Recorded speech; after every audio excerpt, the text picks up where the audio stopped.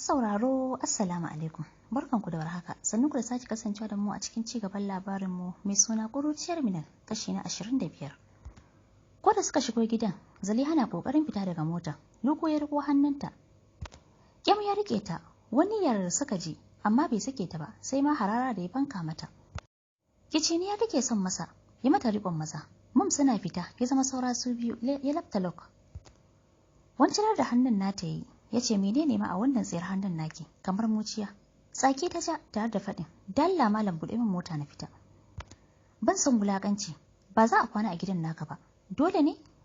Ko ana dole ne? Take motar yayi, wanda ya sanadiyar da ya sa Zaliha ta fasa baki, tare da kwandala kai a windo. Kicin tai da ido, kamin ta ce, kan bala'i, na rantse da girman Allah, wallahi ba shi, idan ba sai na rama ba. Ka ce me nake?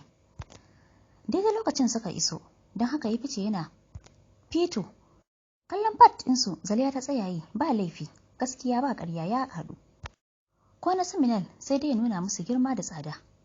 Da tsadan kayan furnitures, amma saboda hali irin nata, taɓe baki ta yi tare da faɗin, saboda wannan tsayar gidan aka rabu da gidan iyayena.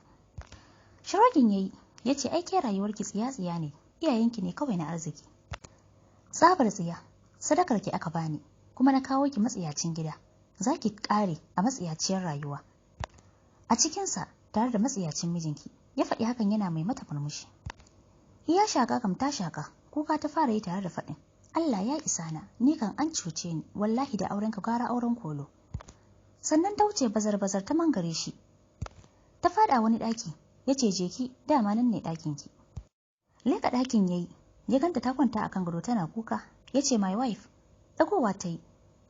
Tana aiko masa da wani irin harara. Kiss ya yi blowing, tare da cewa kayanki na wardrobe, a yi kuka lafiya, sannan ya fashe da dariya. Tasowa ta yi kamar zakanya. Ya yi saurin rufe mata kofa, daidai zai fita site ɗin su, ya ga Minal tana shirin shigowa, hannunta rike da Zahir da Safwan. A baya kuwa bangaren su Minal suna shiga gida, suna rufe suna kallon abin da su Zaliha ke yi. Dafi kai ya zuke ya ce, gosh, wai a ce ba za su taɓa shiri ba? Dole ne ma mu haɗe kansu. Miko mata hanyoyi, ya ce plan, karɓa ta yi. Suka yi musabaha, ta ce yes plan. Dauta, Mum ke kwala wa Minal kira, tana faɗin zo ki taya ni kunce kaya in baki tsarbarki. Za ta tafi, Yazid ya yi saurin rikota, kamun ya ce, Mom, za ta zo an jima, yanzu ina buƙatar matata. Lekowa ta yi ta sama ta ce, iye, mai mata manya. Ni dai kar ka rike ta da yawa, tafi awa ɗaya. Don yunwa muke ji, kuma abincinta muke so. Zaro ido ya ce, Mom, ba fa haka nake nufi ba, magana za mu yi fa. Sai in ɗan ji ɗuminta. Dariya Mom ta yi ta ce, za ma ka yi bayani ne, ni dai na faɗa maka. Sannan ta koma tana jinjina halin rashin kunya irin na Yazid, don a tunaninta wani abu za a yi. Yazid ko, Minal ya ja zuwa kicin, wanda duk kunya ya rufe ta, saboda ganin da Mom ke mata. Fuskan yara ya mata, ya ce, baby, ki yi mana pancakes. Shi nake son ci please. Gida kai ta yi, ta fara haɗo abubuwan sai murmushin jin kunya take. Yazid ko da ya hau kan island, ya zauna tare da ɗauko wayarsa yana ɗaukar ta hoto. Tana aikinta sai dai duk fuskanta bai fito ba. Ajiyan zuciya ya yi sauƙi, yawun shi na tsinkewa. Ya ce ni kam a taimaka, a fara ban nawa. Zan fara cin nawa. Zuba mai ta yi ta bashi za ta koma, ta ci gaba da suya. Ya riƙo hannun da cikin shagwaba ya ce, ni ki bani a baki. Hannun ta sa ta taɓa goshinsa da wuyansa, ba zafi. Ya ce ya dai? Ta ce na ɗauka baka da lafiya ne, na kana abu kamar bebi. Ya ce ai ni bebinki ne. Kashe gas kukan ta yi. Ta dawo ta zauna gefensa bayan ta ɗauko juice da honey da lemon. Ta ce wanne kake so, honey ko lemon? Ya ce lemon ɗin dai, saboda tsami-tsami. Haka ta yi ta bashi suna ci, suna haɗa filan ɗin yadda za su haɗa kan Zaliha da Lukman, da kuma yadda za su gudanar da bikin Abubakar don sun gano tarkonsu. Bayan sun gama ci cikin raha da ƙaunar juna, Yazid ya ce, sai kullum ki yi min irinsa har iya tsawon rayuwarmu, kuma duk ranar da ban ci shi ba, to ko me na ci sai dai in ci shi don yunwa. Girkin ki na daban ne gaskiya masoyiya. Hokin din shi ta yi, ta ce insha Allah kullum zan maka girki. Kuma duk ranar da ban maka abinci ba da hannuna, to dafa wannan abincin aikin banza ne. Ƙara shi aikinta ta yi, Yazid ya taya ta jerewa a dining table. Kowa sai santi yake. Sahira ɗan taurin kai, ta so waye ya rike hannun Yazid, ya ce daddy, I'm sorry, I called you a bad daddy. You are the best daddy because you married the best auntie who can cook the best pancakes. Shafa kan shi Yazid yayi, yace it's okay my boy. Wajen Minal yaje, yace auntie, will you be my friend? Auntie, shin zaki zama kawata? Daga kai ta yi. Tana murmushi tace yes. Fake mata a kumatu, sannan ya hau cinyanta ya zauna, bayan ya janyo abincinsa gabanta. Yace ita za ta bashi. Yazid yace my boy, ka girma fa, kar ka balla min auntie. Safwan ne ya taso, ya zo wajen Yazid, yana turo baki yace, am I not your boy? Ni ba yaron ka bane? Yazid yace yes, you are my dearest son. Kai ɗana ne da nake da kusanci da shi. Gwaliyo Zahir ya masa. Kallon Minal Safwan din yayi. Tace masa kar ka damu, kai aminina ne ba ma abokina ba. Dan turo fuska Zahir yayi. Dake kan cinyarta, yace sorry Zahir, kar ka yi kuka, kai ma aminina ne. Bayan sun gama cin abincin ne, Minal tace wa Yazid tana son ta je gidan Zaliha. Yace to, ta je no problem. Fita ta Yazid yace ta tsaya ya kai ta. Tace babu damuwa, da kafa za ta je saboda exercise. Riko hannunsu ta yi tiryan-tiryan, suna tafi suna hira. Kankace mai sun saba, idan ka gansu za ka ɗauka ita ta haife su, abin gwanin ban sha'awa. Duk da ko cewa Zahir ya nuna rashin ƙauna a gare ta da farko, bata nuna mai wariya ba, kuma aiko ba komai, ya nemi yafiya, sannan yaro ne, shekarunsa 7 ne kawai. A bakin kofa suka haɗu da Lukman, suka gaisa, yake tambayar ta ko Yazid yana nan, tace yana nan. Yace to, ta yi masa alfarma, ta lallaba masa ƙawarta. A tsoraci tace, me ya same ta? Saɓani muka samu, kamun ya wuce. Su Safwan suka bi shi da kallon rashin fahimta. Zahir ya ce, Safwan, ka san menene sabani? Girgiza kai ya ce, kai da ka jilme ni ma, baka canci ba, balle ni? Minal ne ta ce, ba kyau sa ido kun ji? Chocolate ta ɗauko a jakanta ta basu, sannan ta kunna musu TV. Already an haɗa. Ta ce su yi kallo, za ta je wajen matar Uncle Lukman. Zaro ido Zahir ya ce, dama anti baka matar Uncle Lukman ne? Minal ta ce anti baka kuma? Ka daina faɗin haka kaji? Ai da baki da fari duk Allah ne ya yi mu, babu wanda ya fi wani sai wanda ya fi jin tsoronsa. Ya ce insha Allah ba zan ƙara faɗa ba, amma gaskiya bakinta da yawa ne, tsoro take bani. Dariya Minal ta yi ta ce karka damu, za ta baku sweet. Kai ma Safwan, ka ji me nace ko? Ya ce dama ni ba na faɗa. Kuma ƙawata ce tun a hospital da na ranta. Shiga ɗakin Minal ta yi, ta same ta tana kuka, ta ce kai zali, me haka? Kuka sai ka ce yarinya? Idan ma auren ne ba kya so kin kai ne? Ni fa a shashanci na, ko mijin ban sani ba ma.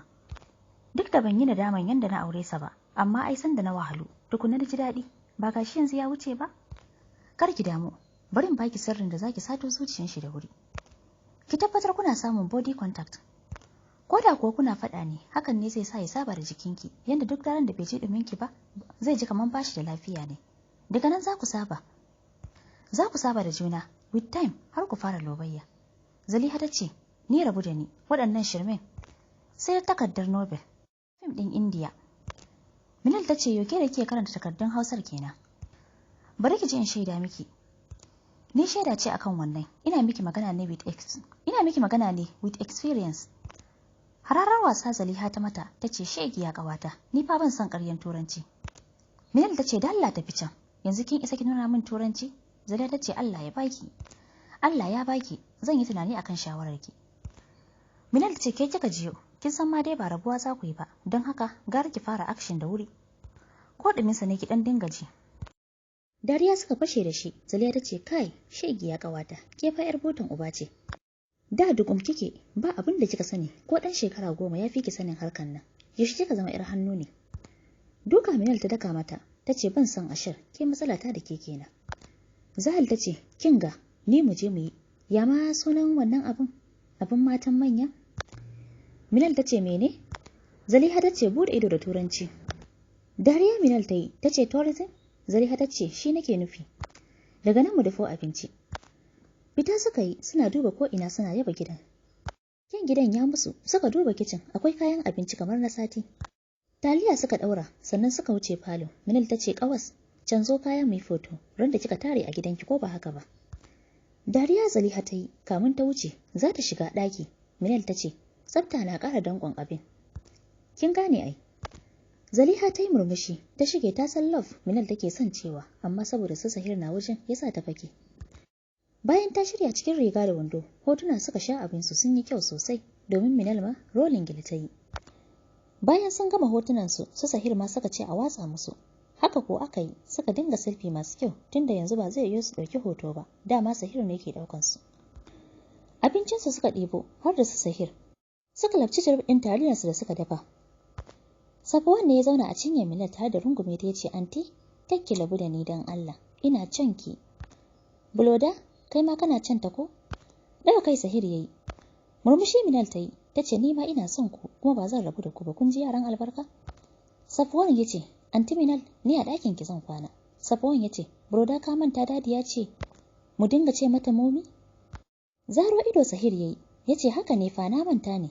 Hira suka ci gaba da yi abinsu, kamin bayan sun yi sallar magariba suka koma gida. Tambayar su Minal ta yi ko suna da homework, suka ce ai sun yi hutu yanzu. Alkur'ani ta ɗauko, ta zaunar da su ta ce su karanta mata har izuwa inda suke sai ta ƙara musu. Safwan ne ya kalli Sahir ya ce, "Yayi Sahir, wannan ɗin dictionary ne?" Yana nufin dictionary. Hararen sai ya ce dictionary ake cewa. Nazari ya fara yi saboda tambayar ɗan uwan nasa. Kamin ya ce ni ma ban sani ba, sannan ya kalli Minal ya ce, "Momi, ai mu ba ma karanta dictionary a makaranta." Kallon mamaki Minal ke bin su da shi, wato suna nufin basu ma san Alkur'ani ba?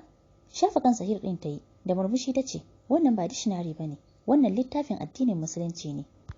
Kaf duniya babu littafi mai tsarki da muhimmanci irinsa, kuma yana da amfani ga rayuwarmu baki ɗaya. Da ba don shi ba, da abubuwa sun taɓarɓare mana, shi yake nusar da mu abin da ya dace mu yi." Kallon gorilla suka yi mata, da alamun suna shanye information ɗinta ne. Safwan wato ƙaramin ya ce, "Momi, kina so ki ce min shi kamar guide ne?" Ta ce, "Good boy, you are smart, shi ɗin guide ne." "Ka gane, guide ne." Jinjina kai yayi, ya ce, "Aiko Momi, idan haka ne, daga yau kullum sai na kayanta shi. Kuma na yi alƙawarin zan yi aiki da shi daidai gwargwado." Sahir ya ce, "Ni ma haka na miki alƙawari Momi." Dadi Minal ta ji sosai ganin yadda yaran ke son karatun addini, kuma ita ma ta yi alƙawarin za ta yi daidai gwargwadonta wajen koyar da su. Shakin hannunsu ta yi, ta ce, "To za mu fara haddacewa yanzu, zan ga wanda zai riga haddacewa duka. Kuma ba da burin da ya wuce idan kun haddace in koya muku fassararsa, sannan za mu dinga yin sauran littattafai 2 a sati. Saura kwana 5 ɗin kuma na Alkur'ani ne." Dadi suka ji, Safwan ya yi saurin rarumar Alkur'ani, ya buɗe. Haɗe fiska ya yi, yayin da Minal ta karɓa ta ce, "Safwan my boy, yara ba sa taɓa Alkur'ani izu 60 kaji?" Ya ce, "Momi, menene izu 60? Ta ce, "Zan faɗa muku. Yana Alkur'ani yake, amma dai izu 60 shine complete Qur'an." "Oya, ku gyara zaman ku mu fara." Nan fa Minal ta fara musu daga suratul Fatiha, amma abin da ya bata mamaki shine har sun haddace bismillah da aya 3. Idan ta har cikowa yayi da hawaye na tausayin yadda rayuwarsu ya kusa taɓarɓarewa saboda ba a nuna musu addini ba, duk da ko suna da kai mai kyau. Lallai tabbas akwai abin da Allah yake nufi da ya haɗa su, fatanta dai Allah ya sa alkhairi ne. Sahir ne ya ce, "To Momi, me yasa ake rubuta Alkur'ani ba da English alphabet ba?" Ta ce, "Saboda ba da English aka sauke shi ba, an sauke shi ne da Larabci." Safwan ya ce, "Arabic kenan?" Ta ce, "Eh." Ya ce, "Amma ni ban iya Arabic alphabet ba. Lokacin da na ce wa dadi ya koya mana, sanda muka je London, ya ce bayi da amfani a gare mu, kuma bayi da lokaci. Mu je wajen uwarmu ta koya mana. Kuma da muka je muka samu Momi, muka ce ta koya mana, sai ta ce bata iya ba." Jikin Minal ne yayi sanyi, ta ji ta tausaya musu. Duk da bata san labarinsu ba, amma ta san sun shiga garari. Daga jin yanayin labarin nasu, gunjin kuka ta ji ne da ita daga duniyar tunanin da ta shiga. Ganin su ta yi rungume da juna suna kuka. Safwan ne ya ce, "Wallahi dadin mu baya son mu, ya tsane mu, kuma momin mu ma ta tafi ta bar mu." Rungume su Minal ta yi tare da ba su haƙuri. Sannan ta ce, "Kar su damu, ai su ma iyayensu ne. Ita da Zakiya momin su ne, Yazid kuma dadin su ne." Sallah ta koya musu, sannan ta faɗa musu with time za su koyi komai da ake yi a cikin sallah. Karfe 9 ta yi musu wanka, tana shirin shafa musu mai, Yazid ya shigo. Fiskar shagwaba ya mata, ya ce mata, "Kin bar ni ɗaya? Yaran nan sun kwace min ki." Dariya ta yi, ta ce, "Haba dadi, karatu fa muke yi. Yarana, ku tabbata kun mai da hankali kun ji? Momi, ki zo mu je ɗaki." Ta ce, "Dadi to ka shirya Sahir, saboda mu tafi da wuri, tunda shi na shafa shi." Ciku Yazid ya dinga yi da kaya. Har Minal ta gama shirya Safwan, sai dariya suke yi masa. Safwan ya ce, "Dadi kana so in yi maka karatun da Momi ta koya min?" Ya ce, "Eh kaman, mu ji." Karanta mai yayi, ya ce, "Good, very good. That's my Sahir and Safwan. Ku kwanta ku yi bacci." Safwan ne ya rike hannun Milal tare da mata puppy eyes, ya ce momi da ke zan kwana. Yazid ne ya lallaba su tare da musu alkawarin kamun su tashi daga bacci Milal za ta zo, kamun suka haƙura. Ko da suka koma ɗaki suka rufe ƙofa, Yazid ya yi hugin Milal tare da faɗin I miss you baby. Murmushi ta yi ta ce me too. Zaunar da ita yi a bakin gadon sannan ya mata godiya akan yadda ta rage amanar su Sahir. Murmushi ya mata, ya ce sweetheart rufe idonki, zan baki surprise. Rufe idon ta yi, can ya ce open your eyes. Tana buɗewa ya miƙa mata fon, karɓa ta yi ta duba, ta ga na jam ne. Da na waye da na neko, tsalle ta daka ta rungume shi tare da faɗin alhamdulillah zan koma makaranta. Daɗi ya ce a ransa, ya ja kumatunta ya ce baby girl da na san koma makaranta zai saki wannan farin cikin. Da na mayar da ke tun a ranar da na auro ki. Karatunsu suka yi bayan sun cike fom, sannan suka kwanta. Yazid na faɗa mata zai tafi wani mission, ya so a ce da ita zai shi, amma ba zai yiwu ba saboda ranar da zai tafi ranar za su fara waye. Shugaba ta dinga yi masa har suka yi bacci. Da sassafe ta je ta tashi su Safwan, suka yi sallah sannan suka koma bacci. Dawowa ta yi ta kwanta a round 7 ta ɗaura breakfast tare da haɗa mana 'yan hospital. By 10 kowa ya gama shiri, an ci breakfast. Sannan suka haɗu a falo domin tafiya hospital. Su Mashkur kuwa sai santin abincin suke. Yazid ne ya nufo kofa ya juyo ya tabbatar kowa baya kallon shi, sai ya kashe mata ido tare da blowing kiss. Abin da bai sani ba shine kowa yana fakonsa, don haka aka fashe masa da dariya. Ya daga kai ya fice yana mai danne dariyarsa. Hospital ɗin da su Aish suke nan suka fara zuwa, nan ma likitan ya ce ba za a iya moving ɗinta ba sai dai nan da wani lokaci.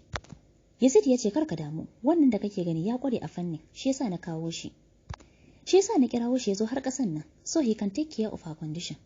Dokton ya ce, Mr. Yazid, are you trying to say mu ba za mu iya aikin mu bane? Yazid ya ce, ba haka nake nufi ba. Ina so ne dai a yi moving ɗinta, hospital da take akwai komai and tight security. Dokta ya ce, okay, I will try my best domin ku yi moving ɗinta, amma yanzu kan. Mashkur ne ya ce, can I check her please? Dokta ya ce, that's against the rule. Tunda ba a hospital ɗin nan kake aiki ba, sannan permission da aka baka is only restricted to, ma'ana iyakarsa to first class multi-specialist. Idan ba under emergency ba, wato buƙatar gaggawa. Yana gama faɗin haka ya yi wucewarsa tare da shigewa ofis ɗinsa, dama daga ɗakin da Aish ke kwance ya fito. Keɓewa gefe Yazid da Mashkur suka yi, don yau ba a fito da lukugai ba, a cewar Yazid ya zauna ya angwance. Kuskus suka fara yi, Mashkur ya ce ni fa ban yarda da likitan nan ba. Idan ba haka ba, ya za a iya ce ba za a iya moving koma patient ba zuwa wani hospital, alhalin shi is out of danger. Wanda in akwai risk ma shine idan za a fitar ta waje, kuma shi ma za a iya. Yazid ya ce ni dama can bai kwanta min a rai ba, so ba abin da za mu yi. Mu ɗauki abinmu kawai mu miyar gida. Sai ka kula da sauran sai a bar su a hospital ɗin can ko? Kaga za a rage wa mai zakiya ma wahala. Mashhur ya ce haka za mu yi, nan suka sanarwa man, ta ce hakan ma ya yi, don kallon da likitan ke mata bai kwanta mata ba. Domin kallon banza yake mata na 'yan iska. Domin kallon da yake mata, babu alamun aure yake santa da shi. Ran Yazid ne ya yi mugun ɓaci, da ƙyar suka lallaɓa shi ya huce. Ko da suka faɗa wa dakta ɗin, ta ɓurewa yi, ai shi sam ba za a fitar da ita daga nan ba. Yazid ne ya ci kwalarsa tare da yarfa mai tafi, sanda bakin shi ya fashe shi. Ya ce na baka 30 minutes, ka shirya komai domin mayar da ita gida. Za mu yi aranjin komai, ka ji ko? Da sauri ya ɗaga kai, Yazid ya ce maza maza, go to work. Kafin minti 30, an shirya komai, sannan aka haɗa su da nurse. Yazid ya ce baya so. Za su iya kula da ita, sannan za su ɗauko nurse daga asibitin da suke zuwa. Wato first class kuma kabilar China ce ma. Aiko haka aka yi bayan an mayar da ita gida tare da nurse ɗinta. Aka ce Mom da Minal su zauna a gida, ujilin ya yi yawa. Minal ce ta lallaɓo da Zakiya, ta ce ta zo, ta shirya ta zo ta zauna, ta shirya musu abinci. Ba musu Zakiya ta aminta, ta zauna ta zo, ta fara cin abincin. Ko da ta fara cin abincin, kawai sai ta fashe da kuka. A tsorace Minal da yaranta suka yi kanta suna tambayanta lafiya. Ta ce tun da nake, ban taɓa cin abinci mai daɗin wannan ba, sai dai abin takaici, ni ko abincin ban iya dafawa ba, amma yarinya kamar ki. Gashi ta iya, sai yanzu nake nadamar rayuwar da na yi a baya. Daɗina da na yi nadama tun lokaci bai ƙure min ba. Ya ki ‘yar uwata Amina, shin za ki koya min rayuwar zaman aure? Daga kai Minal ta yi, Zakiya ta kuma cewa, shin za ki koya min addini na? Minal ta ce da izinin Allah. Saukowa ƙasa ta yi, ta riƙe ƙafafun Minal, tana faɗin na roƙe ki, da Allah, da ki yafe min duk cin mutuncin da na yi miki. Ɗago ta Minal ta yi, da sauri tana faɗin, babu abin da kika min, wanda na ji haushi ma na yafe miki tun da daɗewa. Allah ya yafe mana baki ɗaya. Daga nan suka rungumi juna cikin farin ciki. Mom da ke sama tana kallon su, ta share guntun ƙwallarta. Yayin da Sahid suka fara tsalle da waƙa suna faɗin, Momi da Momi sun shirya, sun zama ƙawaye, Momi da Momi sun shirya, sun zama ƙawaye. Dariya su Minal suka yi, kamun Zakiya ta share ƙwallonta. Ta ci gaba da cin abincinta, ta ce to yanzu kamun komai ya kankama, mu fara karatu. Me za ki faɗa min wanda idan na riƙe ba zan taɓe ba? Murmushi Minal ta yi, ta ce idan aka ce Allah ya hana kaza, ko annabi ya hana, to kar ki yi domin daɗinsa. Za ki iya mutuwa, kina aikata shi. Akwai situation, idan kamar an saka ki, aka ce ki ko a kashe ki. Ko idan fada aka ce ki, sai ki faɗa, amma niyyarki ta kasance a tsarkake. Idan kuwa aikatawa aka sa ki, misali kisa, to kar ki gara a kashe ki, saboda ta iya yiwuwa wanda aka sa ki kashe din rayuwarsa ta fi take amfani ma al'umma. To kin ga gara ki mutu da ya mutu, kin ga kenan kamar kin ceci ran shi ne. Kuma kin yi shahada insha Allah tunda kashe ki aka yi. Manzon Allah sallallahu alaihi wasallam ya ce, duk wanda ya ceci ran mumini kamar duniya ya ce ta. Sannan duk wanda ya kashe mumini to kamar ya kashe duniya ne baki ɗayanta. Ajiyan zuciya Zakiya ta yi, ta ce amma na gode, Allah ya saka da alkhairi. Ni ko zan yi riko da wannan shawaran taki. Su Sahir su ma suka ce mu ma za mu yi. Rungume su Minal ta yi, ta ce Allah ya muku albarka. Zakiya ma rungume su ta yi baki ɗaya har da Minal. Ƙaran fashewan gilas ya sa su tsorata, suka kalli inda suka jiyo sautin. A bangaren su Yazid kuwa, su Yazid suna zuwa hospital, ward suka wuce. Gaishe da Ummi suka shiga yi, suka samu Dr. Muhammad ma yana ciki. Gaisawa suka yi, sannan suka wuce room ɗin da aka ajiye Jennifer. Ta yi baki, duk da ko ba wani dama hasken arziki gare ta ba. Duk duba su heartbeat ɗinta ya yi, ya ga is normal, sannan some part of her brain ɗin ma ya fara functioning. She can hear and understand, but she cannot react. Don haka, ya ja hannun Yazid suka fice. Ya ce, Dude, gaskiya addu'anku is very strong. Ka duba ka ga Ummi ta tashi, and there is a chance zan iya tayar da Jennifer ɗin ma. All I need is mu faɗa mata wani abu da zai yi shocking ɗinta, back to reality. Tun da dama, shock ne yasa ta shiga koma. Yazid ya ce, ai da na san shi ne zai farkar da ita, da na yi tun da daɗewa. Mashkur ya ce, it may work. Maybe na ce, ba garanti na ce ma ba. Suna shiga ɗakin, Yazid ya kakkausa murya tare da cewa, Lukman, ku yi ta tukanta har sai ta faɗa min wanda ya sa ta zuba min poison. Dukan abubuwa suka fara yi kamar dai ana jibgar mutum. Can Yazid ya ce, sabin diga ka harbe min ita yayin da yake kallon Mashkur, wanda shi kuma ke masa thumbs up, alamun tana reacting. Belt Yazid ya ciro, ya da karkare ya lafta wa ɗayan empty gadon da ke ɗakin. Ji kake tawo. Kamar karan bindiga, a take ta miƙe, tana shiro-shire, daga nan ta fara tana faɗin, ka yi haƙuri sa, kar ka kashe ni, I promise, na manta, ka tausaya kar ka kashe ni. Har ta haɗa gumi saboda tsoron mutuwa. Mashkur ya ce, calm down, kin ji? Wani ƙararrawa ya danna, before 1 minute sai ga nurse ta shigo. Ya ce ta samo masa ruwa, da sauri ta matso. Ta kawo ta bata tana mamakin yadda Jennifer ta tashi. Domin a nasu analysis da suka yi, sai nan da 3 months za ta farka. Lallai Mashkur ya san aikinsa. Allah ya gani, tun ranar da ta fara ganin shi, ta ji ya kwanta mata a ranta, amma yanzu kan son shi take yi. Bayan Jennifer ta nitsu, suka zauna gefenta. Take ta fara tsurewa, kwantar mata da hankali Yazid yayi, ya nuna mata cewa babu abin da zai mata. Tambayan duniyan nan sun yi mata, wa ya sa ta, amma ta kasa tunawa. A take Mashkur ya sa aka yi ɗakin duba ƙwaƙwalwa da ita. Ko da ya duba, yes, ta sami memory loss, amma kuma babu abin da ya samu ƙwaƙwalwanta da zai sa ko da zai yi causing memory loss ɗin da ta shiga. Wannan abu shi ya ɗaure masa kai. Abin da bai sani ba kuwa shine tsafin da aka yi mata shi hana ta tunawa. Kuma ba za ta taɓa tunawan ba ne, ko da kuwa za ta ga wanda ya sa ta aikin ne. Haka Yazid yana ji yana gani ya haƙura, ya bar ta. Dan shi tausayi ta fara bashi, ga guilty feelings da ke damun shi don a ganin shi saboda dukanta da yi ne. Ya sa ta rasa some part of memory dinta. Duk da cewa ta yi ƙoƙarin ta kashe su ne, still bai ji daɗi ba, haka suka kama hanyar gida, jiki a sanyaye. To masu sauraro, kun ga dai yau na dage na ƙara daddagewa na ƙara muku lokaci. Domin ƙara ƙarfafa min gwiwa kuwa don in ci gaba da kawo muku shi da yawa sosai ko ma ya ɗan fi hakan zuwa gaba, ina so ku yi commenting sosai fiye da kullum a ƙasan wannan bidiyo ɗin. Hakan zai ƙara tabbatar min da cewa lalle kun ji daɗin ƙara muku lokacin da na yi. Domin kuwa shi comment ɗin nan da kuke yi a kowane lokaci yana ƙara ƙarfafawa mai karatu ne cewa yana tare da masu sauraron shi. Sannan kuma hakan yana nuna cewa suna jin daɗin labarin da ake karanta musu. Da fatan waɗanda ba ku taɓa yin commenting ba, a ƙarƙashin wannan bidiyon kuma zan ga comment naku. Daga nan ne ma zan samu damar yi muku marhaban da zuwa wannan tashar tamu mai albarka. Na gode, sai mu tara a gobe za mu tsaya daga inda muka tsaya. Insha Allah.